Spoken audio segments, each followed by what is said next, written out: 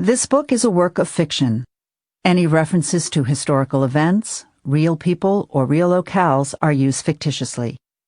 Other names, characters, places, and incidents are products of the author's imagination, and any resemblance to actual events or locales or persons living or dead is entirely coincidental.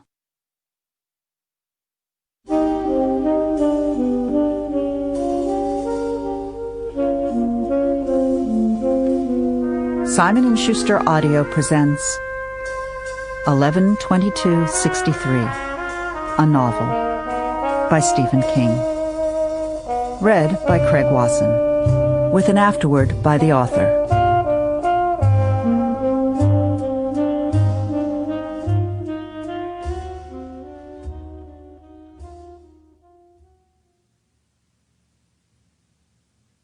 I have never been what you'd call a crying man.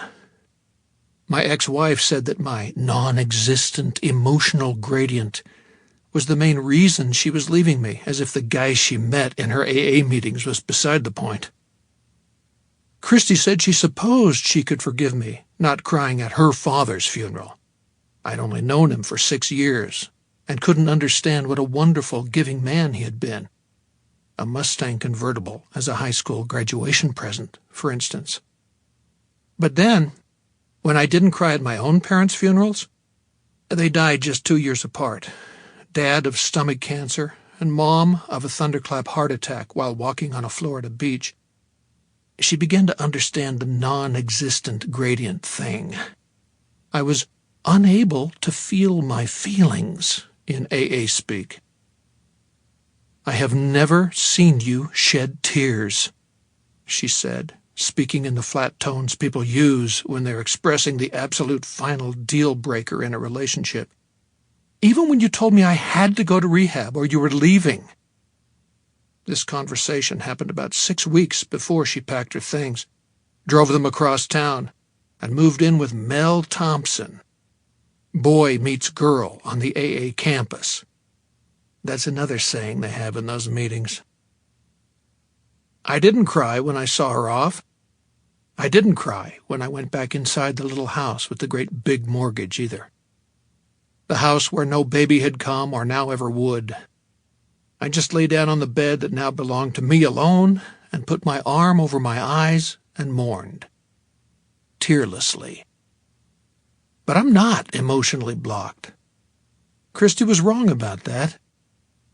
One day when I was 9, my mother met me at the door when I came home from school. She told me my collie Rags had been struck and killed by a truck that hadn't even bothered to stop. I didn't cry when we buried him, although my dad told me nobody would think less of me if I did, but I cried when she told me. Partly because it was my first experience of death, mostly because it had been my responsibility to make sure he was safely penned up in our backyard. And I cried when Mom's doctor called me and told me what had happened that day on the beach. I'm sorry, but there was no chance, he said. Sometimes it's very sudden, and doctors tend to see that as a blessing. Christy wasn't there. She had to stay late at school that day and meet with a mother who had questions about her son's last report card. But I cried all right. I went into our little laundry room and took a dirty sheet out of the basket and cried into that. Not for long, but the tears came.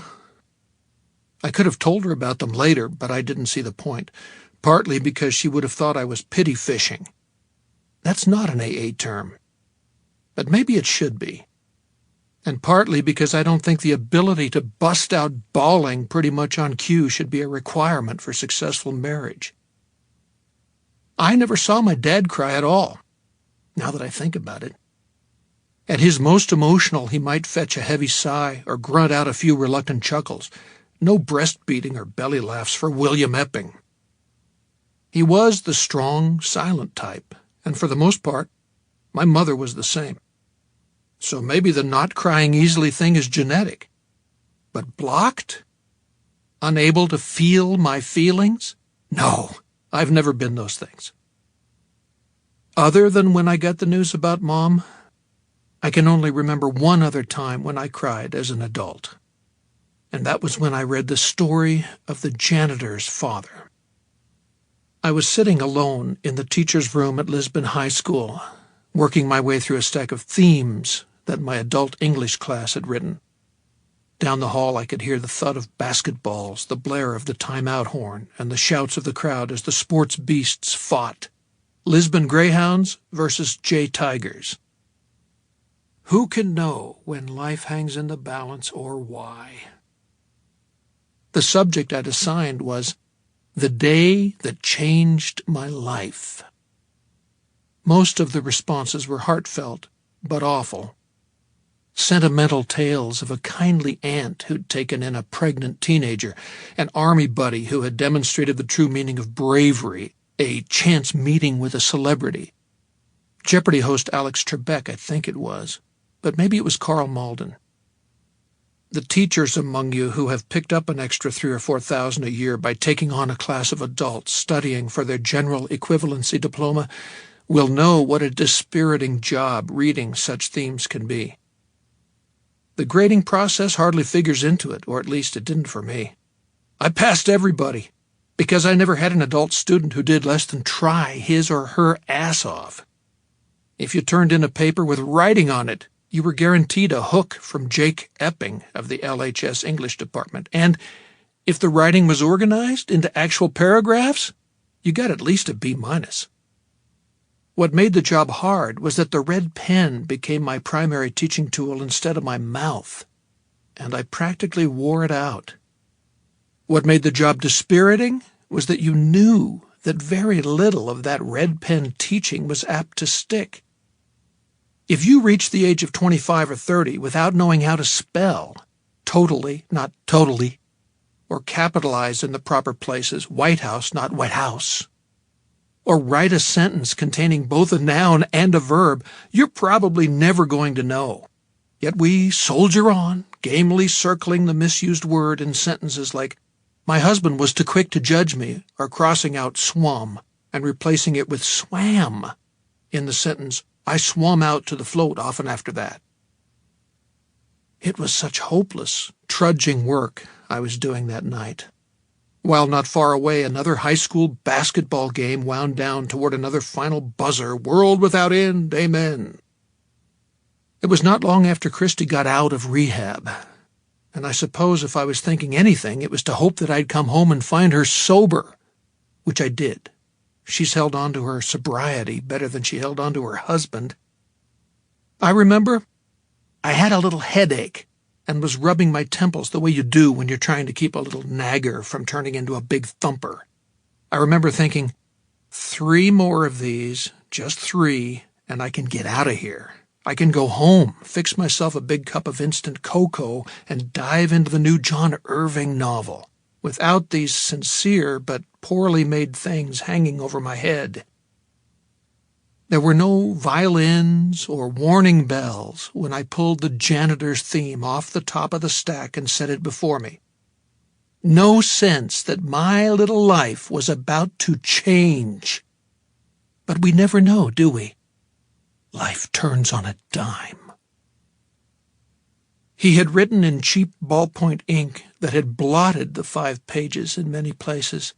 His handwriting was a looping but legible scrawl, and he must have been bearing down hard, because the words were actually engraved into the cheap notebook pages. If I'd closed my eyes and run my fingertips over the backs of those torn-out sheets, it would have been like reading Braille.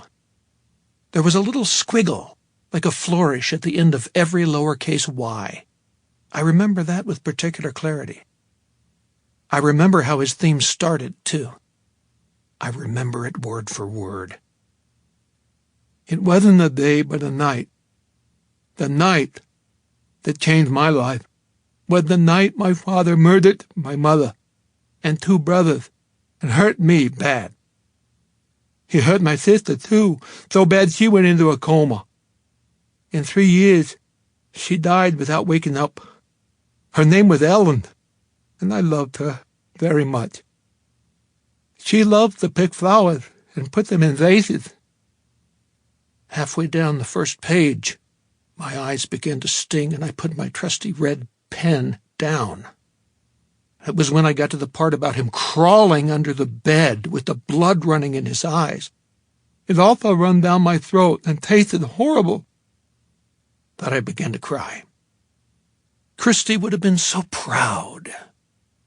I read all the way to the end, without making a single mark, wiping my eyes so the tears wouldn't fall on the pages that had obviously cost him so much effort. Had I thought he was slower than the rest, maybe only half a step above what used to be called educable retarded? Well, by God, there was a reason for that, wasn't there? And a reason for the limp, too. It was a miracle that he was alive at all, but he was. A nice man who always had a smile and never raised his voice to the kids. A nice man who'd been through hell and was working humbly and hopefully, as most of them do, to get a high school diploma. Although he would be a janitor for the rest of his life, just a guy in green or brown khakis, either pushing a broom or scraping gum up off the floor with the putty knife he always kept in his back pocket. Maybe once he could have been something different. But one night his life turned on a dime. And now he was just a guy in Carhartts that the kids called Hop-Toed Harry because of the way he walked. So I cried. Those were real tears, the kind that come from deep inside. Down the hall, I could hear the Lisbon band strike up their victory song, so the home team had won. And good for them.